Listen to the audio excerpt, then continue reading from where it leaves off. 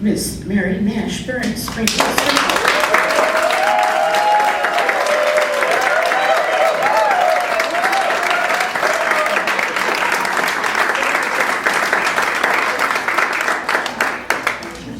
Okay, you need to know right off the bat, I love being on the stage. I'm a performer free. But I have been scared to death because Sharon said to me, you're not up there with your boyfriends, you're going to be, might usually hug and talk about. You've seen me on the Pikes Peak Center stage with the kickoff for Imagination Celebration. You've even seen me probably on the Library Channel if you've been here for 16 or 18 years.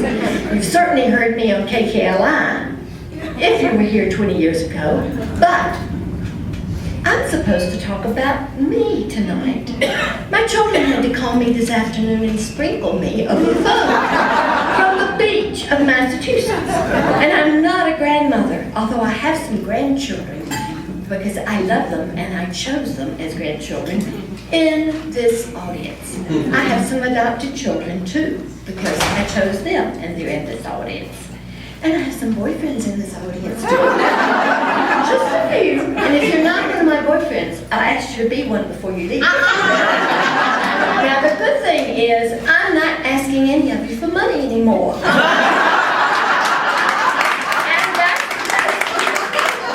Michael Hannigan made me so happy when he called up and said, what are you going to do when you retire, Mary? And I said, oh, Michael, I've already promised Wayne Mashburn I won't do anything but just eat ice cream and bonbons and have fun with him.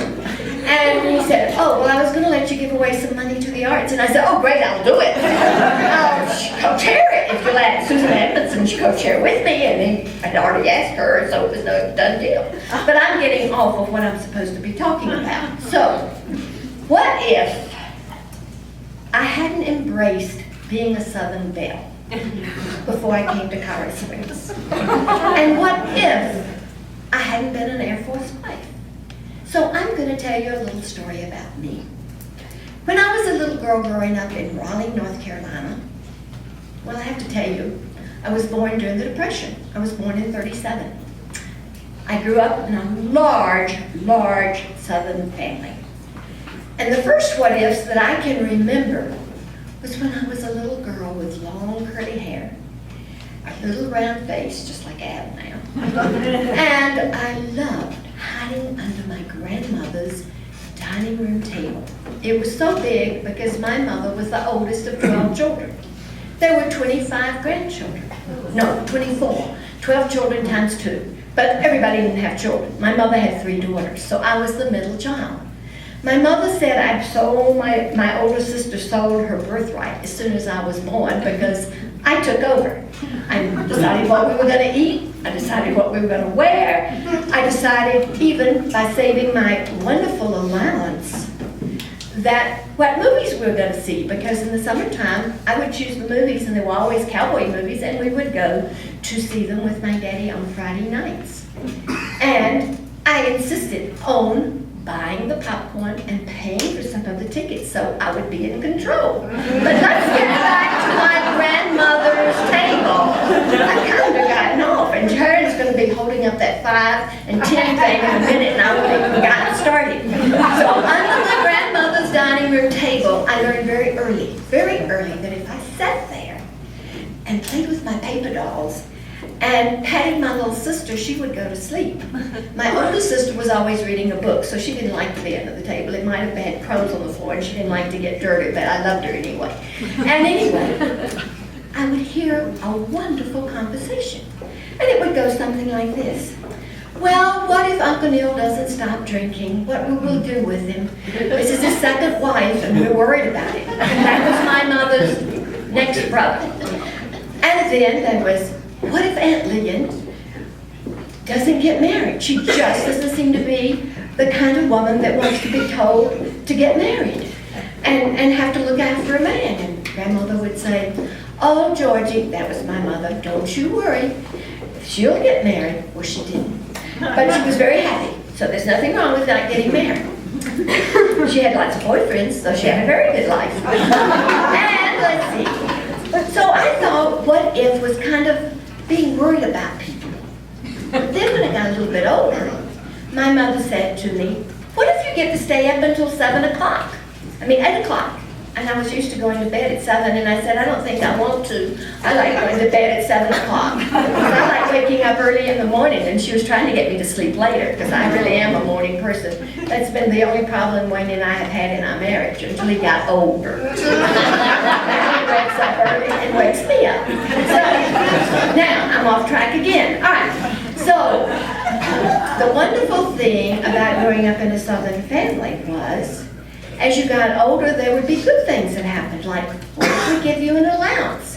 And that's why I had money to get to choose the movies, because my mother and father believed in giving children an allowance. We didn't have to work for it, we just got an allowance. But we were expected to make up our beds and to help and to be polite and to tithe to the Presbyterian Church, 5 cents out of our quarter. And you could go to the movies. Now, I know this is going to break your hearts, but in my day, when we went to the movies, you could go for 10 cents. So if I saved 10 cents and put it away for the summertime, even when my mother wasn't having kindergarten and Daddy didn't make as much money, we could still go to the movies. And by the time I was a teenager, it only cost 25 cents. And then it got to be astronomical, and it was 50 cents, but by that time I had a $5 allowance, so it was all right. And by that time you also went in with the boys, and sometimes they even paid your way. So that was even more fun. So, what if got to be better and better, and better and better? In fact, my parents chaperoned so many dances at the college because my older sister liked college boys. And I was the middle child, and I even went to the State College bookstore one time, and this big, tall man, he was older than I, so I guess I should say man, walked into the bookstore. And what if I hadn't married him? I wouldn't even be here tonight. Wouldn't that be terrible? Ooh, then I wouldn't have to be here. Oh, but that's okay, because I see faces that I know and like. So you all having fun? I'm having fun now. I'm kind of getting into it. Maybe I'm going to give a run to Warren for his job and be a stand-up comedian when I get to be 80. So, all right, where are we? Here's what's important. I married that handsome young man I met in the North Carolina State bookstore. I was 16 years old when I met him. When I turned 19, I married him when I was 19. I had already graduated from Peace College Presbyterian School for Girls. I knew how to wear white gloves, a hat, pour a punch. It was a girls' school. So I had run the newspaper. I had done all these wonderful things. I lost $500 off the budget, raised cookie money, sold them to all kinds of things and made enough money. And then when I turned in the money at the end of the year, I'd done the math wrong. So you can tell that even though I went to college, I was lousy at math. But it's a good thing, because if you're born in the Depression, you never worry about money. You just make do, and you're happy with whatever you have. And so I was a very happy young lieutenant's wife, even though we had very, very little money. We moved to Victoria, Texas. You could buy 4 pounds of hamburger for $1. You could have a Whataburger and go to the drive-in movie for $1 all together. It didn't, and then we were first married, so it would still make out time. Lots of fun. And we lived in a garage apartment, and we got kicked out of our first apartment because we stayed up late and I took baths at midnight. And the owners lived under us, and they just made the tops of the apartment, and they never stopped to think that people might bathe at night, and it was so hot, there was no air conditioning. And we were newlyweds, so it was really a fun time to stay up late. And so Wayne Mashburn promised me that someday he would buy me a house. And here we are, living in the same house for 36 years. Now, I haven't even gotten to the part about everything else, but Sharon said I could come back. So I do not get to the parts that I really plan to tell you about. So here's what I'm supposed to tell you. This is what my children told me. I had to call them. Have you held up anything yet? Oh, good! Thank God. I've still got time. All right. Imagination celebration was probably the most fun thing And if I hadn't been a military wife, I wouldn't have been here. So what if I hadn't married Wayne Mashburn and come here? And what if I hadn't been here the first time, from 69 to 73, and felt like it was my home? I showed up here as a 32-year-old young lieutenant. Well, by that time you were a captain or a major, I can't remember. I showed up and went to the Fine Arts Center immediately because Wayne Mashburn had been remote, and the girls and I had gone home to North Carolina because we needed to be near the extended family. And my mother, who sent me off to be a military wife, told me this, because she really wanted me to be a Presbyterian missionary, and go to China, but thank God I didn't have to go to China and to marry Wayne instead. And she said to me, the most accepting and fun people in the world are the people in the arts. And you've grown up in the arts. And this is what you have to remember. You have to put down roots wherever you move. I want people to say, what happened to that nice little Southern girl? When did she disappear to when you have to move to the next place?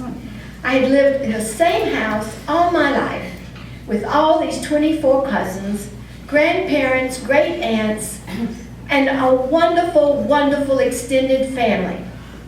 And she said, you're going to have to make friends, and you're going to have extended family wherever you go, because your children, when you have them, are going to need other people in your life.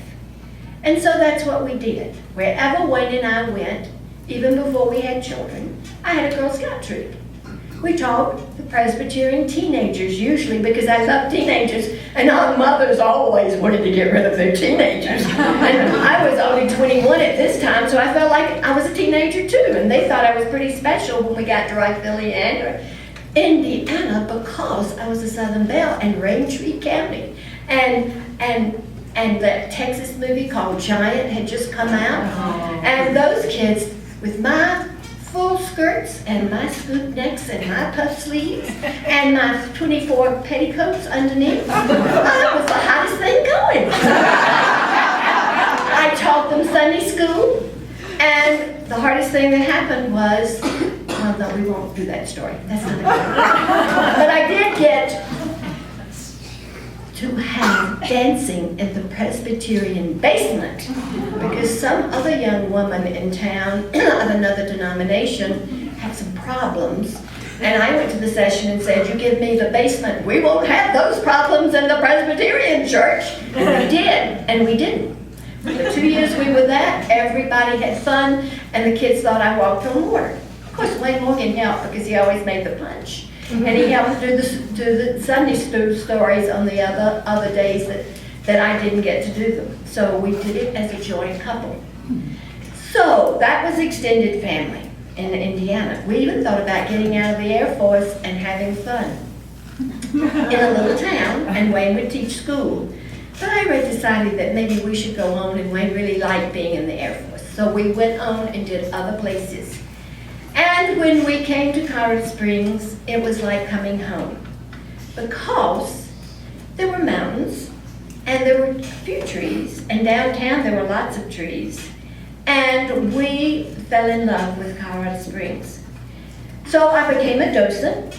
I showed up at my first docent meeting and said, here I am. I've just come from North Carolina, and we have a tactile gallery, and we work with the blind, and we have a docent manual. And Sarah Strathman and Zane Bowers thought about kicking me out, but there was an opening that very next Friday night, and guess who showed up and saved me? My tall, wonderful husband, who was so kind and loving and such a gallant man and good-looking to boot, that they decided they'd put up with me for a little bit longer. So I have loved being a docent. I'm now a docent emeritus, and I went to the docent luncheon on Monday, and it was great fun. But after I had been at the Fine Arts Center for a while, Miss Joyce Robinson asked me if I would take over the Imagination Celebration, because the Fine Arts Center had been the presenting group for 5 years. And there were a lot of things going on at the Fine Arts Center, and some upheaval with getting a new director and all of that good stuff. And so the Kennedy Center called me in her office and asked me if I would take it over. And that was in the fall of 1988. Well, the docents were wonderful. One of them became my secretary because I need to tell you, I do not use I can use a telephone. Back in those days, there were no computers. Well, they just were beginning to use them for, I don't even know what you call it, because I don't even type. And so I took the program to the Fine Arts, and from the Fine Arts Center to the library. And it was there for until 2000.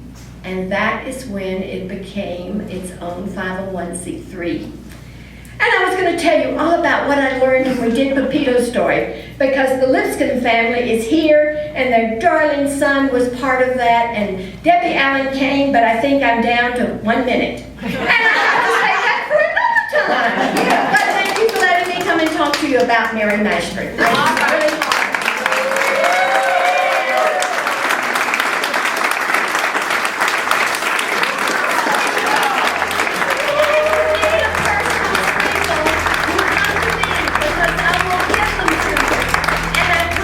You get a sprinkle, you have wonderful dreams tonight. So thank you for letting me go.